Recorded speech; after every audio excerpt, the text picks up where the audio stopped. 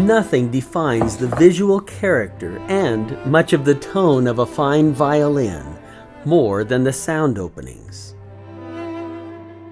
In the 15th and 16th centuries, these openings were cut in different shapes and sizes, until Andrea Amati and Gaspar da Salo settled in on the form that we now recognize as F-holes.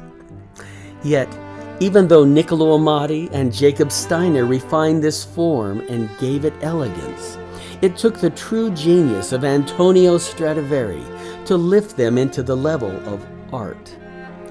He accomplished this by developing rules, much like Leonardo da Vinci, and began sculpting the belly to match the shape of the F-holes. Also, he dropped the lower wings and lifted the upper ones to give more expression to the eyes. What? They're just F-holes. No, they're not. Because all Chinese people look alike, don't they? No, they don't, once you get to know them. And given time, even small children can see the wonderful differences in Stradivari's violins.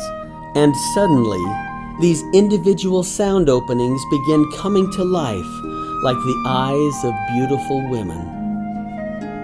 And this is why royalty and the most refined palates have always considered Antonio Stradivari to be the greatest master luthier.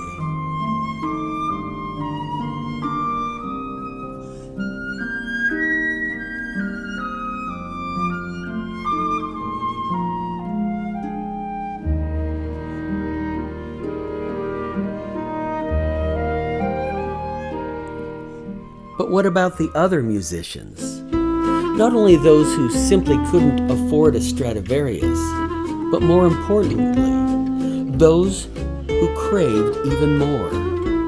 More flavor and more personality. Like the wandering minstrel and the circus performer who really could appreciate the finest quality and tone, yet also needed their instrument to have a personality that they could relate to.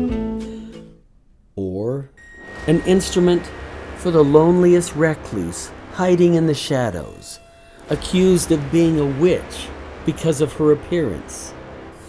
Would you deny these musicians their happiness? The answer, of course, was Joseph Guarnerius, and contrary to some so-called authorities, it would have been much easier and quicker for Guarnerius to carve his F-holes all the same. In fact, Guarnerius nearly doubled the amount of time and effort that it took to carve some of them by chamfering the corners on the inside so that the thick, powerful bellies of his greatest concert instruments would still look elegant when viewed from different angles. Guarnerius knew all the secrets of Stradivarius. He followed every one of them when he was young, yet decided to later break free so he could offer his clientele whatever they desired. And to those musicians, Guarnerius was the greatest of all.